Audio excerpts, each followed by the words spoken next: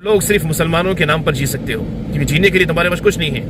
हमें फख्र है कि आज बीजेपी और आरएसएस हमारी भीख पर जी रही है, क्योंकि सुबह से लेकर शाम तक जब तक तुम हमारा नाम नहीं लेते तुम्हें सुकून नहीं पड़ता। तो पता चला कि तुम्हारे दिलों का सुकून अल्लाह ने मुसलमानों में रखा है। इनको राम से, जय श्री राम से कोई वास्ता नहीं है। और राजा सिंह, तू तो एक नंबर का निकम्मा बेवकूफ है। अरे तू राम के स्टेज पर ठहर कर सुवर की बात करता है।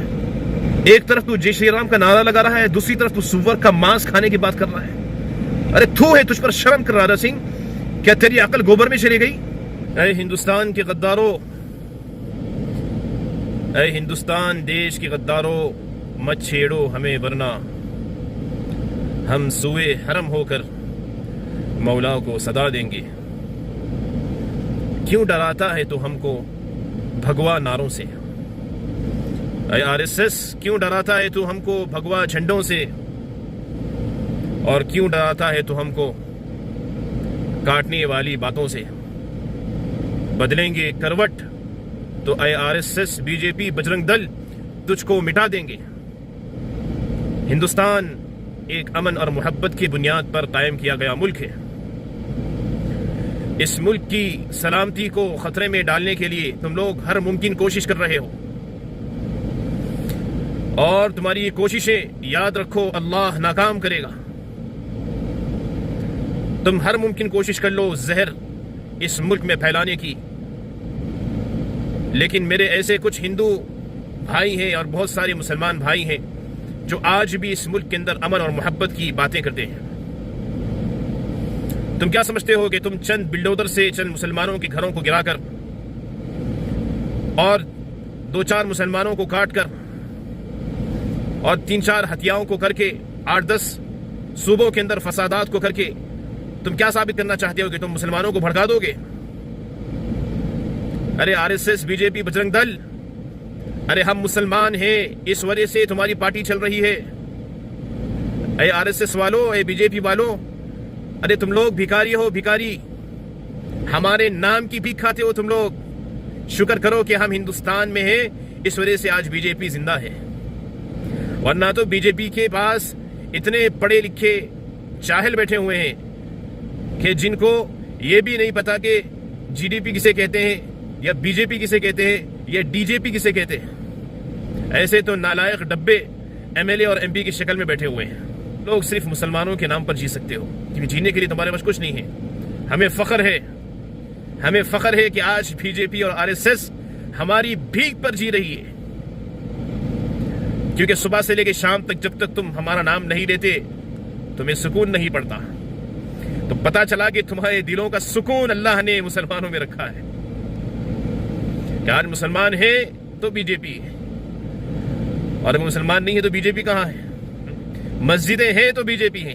वाह वाह, अय अल्लाह तेरी भी शान कि अजानें हैं तो बीजेपी है, और नमाजें हैं तो बीजेपी है, और अल्लाह की सदाएं बुलंद है हिंदुस्तान में तो बीजेपी है। जब तुम लोग ये चीज को ही खत्म कर दोगे तो फिर तुम कहां से जिंदा रहोगे?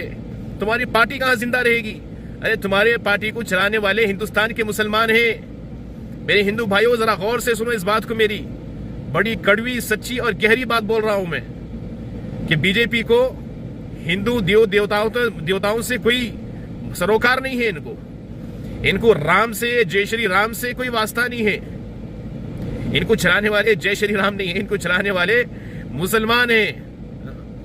क्या आज हम ऐसे कीमती हो चुके हैं कि जो हमें छू लेता है वो एमएलए बन जाता है, जो हमारा नाम ले लेता है वो मिनिस्टर बन जाता है, जो हमें खत्म करने की बात करता है वो प्रधानमंत्री और मुख्यमंत्री बन जाता है। तो सोचो हम कितने कीमती लोग हैं। अरे हमारे नाम की भीख की कुर्सी पाने वालों, और हमारे नाम पर अपनी सांसों को चलाने वालों, कदर कर लो। हिंदुस्तान के अंदर मुसलमानों की कदर कर लो। हिंदुस्तान के अंदर अमन, शांति, मोहब्बत की कदर कर लो। हिंदुस्तान के मेरे सेकुलर हिंदू मुस्लिम भाइयों की कदर कर लो। अभी भी वक्त है, याद रखो। अगर मुसलमान पलट गया तो फिर बीजेपी, आरएसएस तुम्हारा जीना मुश्किल हो जाएगा। और राजा सिंह, तू तो एक नंबर का निकम्मा बेवकूफ है। राजा सिंह को इससे पहले भी मैंने कहा था कि बेअकल है, तेरे पास कोई अकल नहीं है।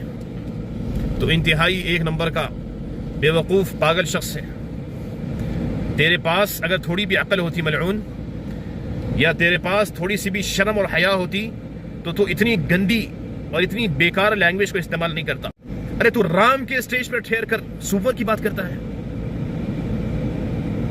एक तरफ तू जय श्री राम का नारा लगा रहा है, दूसरी तरफ तू सुवर का मांस खाने की बात कर रहा है। अरे थू है तुझ पर शर्म कर राजा सिंह। क्या तेरी अकल गोबर में चली गई, या तेरी अकल को गोबर के कीड़ों ने खा लिया? अरे इतने पवित्र स्थान पर ठहरकर, और इतने पवित्र जिसको तुम लोग रामनवमी के नाम से जानते हो, कि भगवान राम के स्टेज पर ठहरकर तू सुवर की बात करता है। थू है तेरी जिंदगी पर। हिंदू भाइयों, इन लोगों की बातों में ना आओ।